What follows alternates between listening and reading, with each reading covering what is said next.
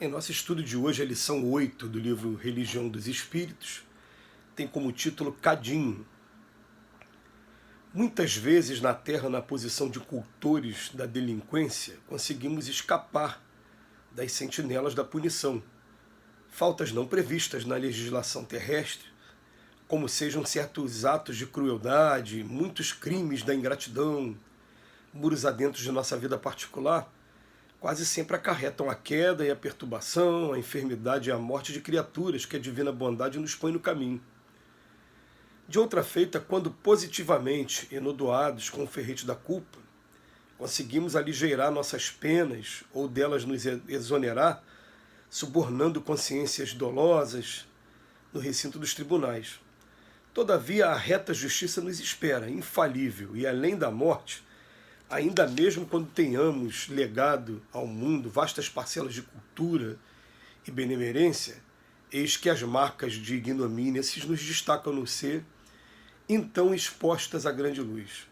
Nessa crise inesperada, imploramos nós mesmos retorno e readmissão nos cursos de trabalho em que se nos desmandaram a deserção e a falência, a fim de ressarcirmos os débitos que os homens não conhecem, mas que vibram obcecantes no imo de nossas almas. É assim que voltamos ao cadinho fervente da purgação, retomando nos fios da consanguinidade a presença daqueles que mais ferimos, para devolver-lhes em ternura e devotamento os patrimônios dilapidados, rearticulando os elos da harmonia que nos ligam a todos na universalidade da vida perante a lei. Reverenciemos desse modo no lar humano não apenas o templo de carinho em que se nos reabasteçam as forças no exercício do bem eterno, mas igualmente a rude escola da regeneração em que retomamos o convívio dos velhos adversários que nós mesmos criamos, a ressurgirem na forma de aversões instintivas e desafetos ocultos, que nos constrange cada hora a lição da renúncia e a mensagem do sacrifício. E por mais inquietante se nos afigure a experiência no educandário doméstico, guardemos dentro dele extrema devoção ao dever, perdoando e ajudando, compreendendo e amparando sem descansar, pois somente aquele que se engrandeceu entre as quatro paredes da própria casa é que pode em verdade servir a obra de Deus no campo vasto do mundo. O Emmanuel está tendo uma preocupação muito grande em mostrar para a gente quais são as consequências, qual é a realidade que encontra a gente no plano espiritual. E tem uma frase aqui da lição dele de hoje que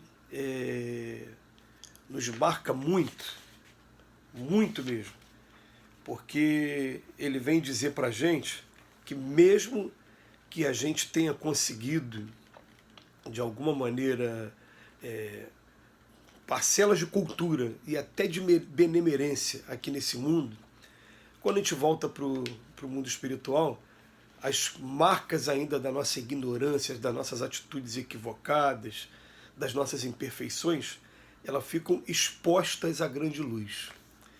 E a gente fica pensando nisso. Por exemplo, se eu sou uma pessoa que estou com a gula completamente desregulada, eu chego no plano espiritual e essa minha região, que tem até um campo de força, que a gente chama um campo de força gástrico, ela vai estar em total desequilíbrio.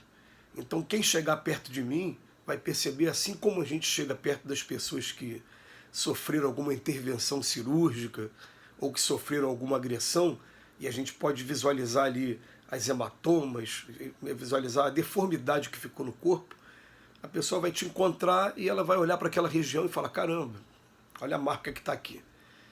Se o desajuste for no campo da sexualidade, por exemplo, você vai encontrar ali no chakra genésico, esse campo de força, um total desequilíbrio também. Então, o que nós somos de verdade não tem como a gente esconder quando a gente estiver do outro lado da vida. Aqui eu consigo, de maneira dissimulada, né, de maneira cuidadosa, até porque eu não tenho obrigação também de ficar expondo as minhas fraquezas para ninguém, eu sabendo e Deus sabendo já é o suficiente para a gente iniciar um trabalho de reforma íntima. Mas do outro lado da vida, todo mundo está sabendo qual é o meu problema. Eles estão olhando para a gente e através do que está aqui estampado no nosso corpo, eles conseguem ver qual é a nossa mazela, qual é o nosso problema maior. Eu me lembro de um capítulo de um livro chamado Ação e Reação, e é logo no início do livro, se não for primeiro, segundo ou terceiro capítulo, né? Que tem um momento que o André Luiz ele fala que ele entra numa região de sofrimento e ele assiste uma assembleia, que a assembleia parecia aquela assembleia de pessoas recém-saídas da guerra, muito machucadas, algumas faltando pedaços de membro, de órgão, do corpo, né? E ele está no plano espiritual, ele está olhando para cada um e está vendo que todos ali são deficientes. É assim que a gente chega no plano espiritual também. Ah, mas eu consegui uma grande parcela de cultura, como ele diz aqui, né? Eu fiz faculdade, eu consegui fazer pós-graduação, doutorado, consegui compartilhar com muitos o meu conhecimento, mas ainda não consegui controlar um determinado vício dentro de mim. Esse vício vai estar exposto. Ah, me dediquei a tarefas de benemerência, fiz doações, não consegui controlar ainda sou uma pessoa muito nervosa, vai estar exposto lá do outro lado.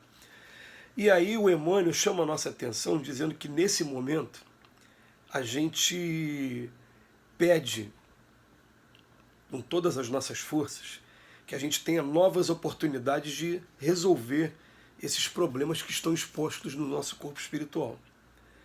E aí, como é que é a maneira de resolver? É a gente tendo uma nova oportunidade de prova, é a gente vindo para cá, para a carne de novo, a gente estando aqui na carne. É isso que vai proporcionar a gente a oportunidade da gente estar refazendo a nossa vida. E aí a gente volta para isso que ele chama de cadinho fervente da purgação, né? E ele chama esse cadinho, em primeiro lugar, a nossa família.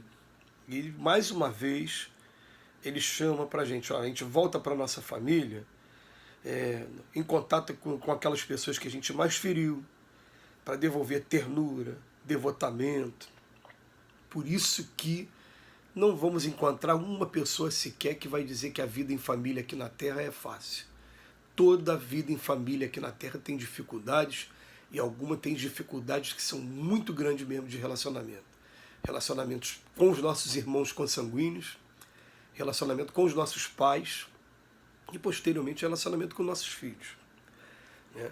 Mas eles estão presos pelo grau da consanguinidade, e a gente fala preso porque até a nossa legislação civil ela procura amarrar o máximo, né? Em primeiro lugar, a responsabilidade dos pais com os filhos, através do Estatuto da Criança e do Adolescente.